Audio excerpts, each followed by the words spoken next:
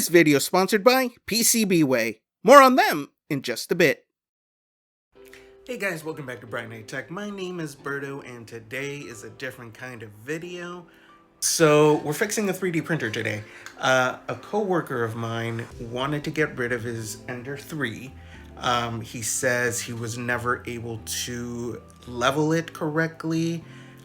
He said it had a bunch of problems. He bought a bunch of upgrades for it, and he says he was never able to really get it to print properly. So he just wanted to get rid of it. He didn't have room for it anymore. So he said he would sell it to me for 50 bucks. And I said yes, because I'm overconfident that I can fix it. So we are gonna try to fix this thing today. So let's take a look at it and see what we're dealing with. All right, so here is the printer. Like I said, it's an Ender 3. He did some upgrades, like the little wheels there for leveling. We got the little filament feeder back here that needs to be replaced. The whole section got broken. I don't know if that was due to transport or it was already like that. Brand new bed that's glass. It looks great. But yeah, so here is the old filament. That whole clip part is broken. There was a spring that went right there, and you know, I can still take out the old filament. Some things we need to address. First of all, this is super loose, and the bed is also super loose. So we are, and then we're going to tighten this belt too. So we're just going to start by just tightening everything up. We're going to make sure nothing is loose and everything is supposed to be where it's going to be. So right down here underneath where the nozzle is, you'll find that that bolt right there. And if you tighten that, that tightens that whole piece. Very, very simple. Now let's go ahead and do the bed. So we want to remove this. He was using painter's tape to keep it on there instead of clips. I bought some new clips that we'll put on there right after we're done. This is a really nice bed he bought. Unfortunately, he was not able to get it to work properly. Here are the clips that we are going to use instead of that painter's tape. Just like that. Alright, so first we need to remove the heating bed. We're going to take off these screws right here. And we're going to remove it off this. And then this is the part that we are going to tighten. So you take one of the hex... the Allen wrenches, and then you take your wrench underneath and tighten the bolt at the same time that you're holding the Allen wrench in place. And you're going to tighten it as much as you can. As you can see, now it is not moving. Perfect. Alright, so now we're going to put the heating bed back on and everything back. Before we finish this part up, a word from our sponsors. I want to take a second and thank our sponsor of the video, PCBWay. If you don't know who PCBWay is, well, let me tell you, they are your one-stop shop for manufacturing services. They are best known for their custom PCB boards. They also do vacuum forming and 3D printing, amongst other things. With 3D printing, they have available different types of materials from PLA, resin, and even steel. But let me show you guys how to order something from them. Alright, so let me show you what the website looks like. It looks like this. This front part is to do PCB board quotes, but let me show you what the 3D printing looks like. You go over here, you click on 3D printing, you drop your file right there, units of measurement, and then what material you want to use. They have so many: PLA, nylon, steel, and then you tell them, in this case, resin, what color, and then they have a lot of different other options so you can customize exactly what you want for your file. After that, you submit the file, they review it. If there's any problems, they'll reach out. If not, they'll get right to manufacturing. And that's pretty much it. Super simple.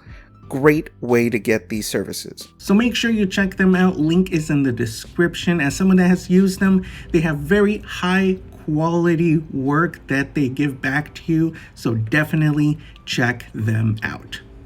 All right, so we went ahead and put the screws back, tighten that up. We're going to put this glass bed and use the clips that I just bought to hold the glass bed in place, just like this. All right, next we are going to tighten this belt. You want to loosen these couple of screws just a little bit with your Allen wrench, and then you're going to stretch it as far as it will go, and then you're going to tighten it back up, and that is going to give you a nice tight belt. Next, we're going to work on this switch. I think he had set it way too low, so we are going to adjust it. I'm just going to kind of guess right now, tighten it up, and just so it's in the right place where I can level it. And I think that's probably going to work. So now I'm going to be able to adjust the bed and make sure it is nice and leveled. Here is part of the filament feeder part. It looks like it just completely broke. This is one of the parts that holds the filament in place as it goes through this system right here. So in order to replace it, we're just going to remove it. We got to remove all these screws out of the way, just like that. And then once that is removed, we're going to get that out of the way and get rid of this broken piece, just like that. Here's the new one that I bought. It's supposed to be metal. I think it's aluminum. Has a bunch of replacement parts. I don't think we're going to be able to use all of them. For instance, it came with a part for this little wheel. But it looks like this one has a completely different one, so we're not going to be able to use it. So we're just going to reuse the one it has on there. All right, we're going to tighten all these screws up. We're going to put this one here. This is going to hold the that spring in place. So we're going to place that spring right there and then line this up. And then we are going to tighten it down so that it will be able to take that filament. There you go. Looks good. Alright, next we are going to take the bone tube. I put the original one back on than the one that he switched it to, because that is the one that fits into this system. Now I realized I over tightened and I loosened that little screw in the middle up because I wasn't able to get the filament through, but now that I loosened it, now it goes in perfectly. Now we're going to try to feed some of the filament through. As you can see, I filled it up with black, but the old filament is still being pushed through. That looks like really thin, so I'm wondering if he switched it over to a smaller nozzle. We're going to go ahead and just switch it and put a standard nozzle on there. And when I finally got this off, I realized it was a standard nozzle, but just to start completely fresh, we're just going to put a fresh new nozzle on there, 0.4. I'm going to cut that piece of filament that was coming down. We saw a bit of the old filament still in there, and we're going to do this really quick because you want to do this while it's hot, and if you touch that too long, you're going to burn your hands. All right, all ready to go.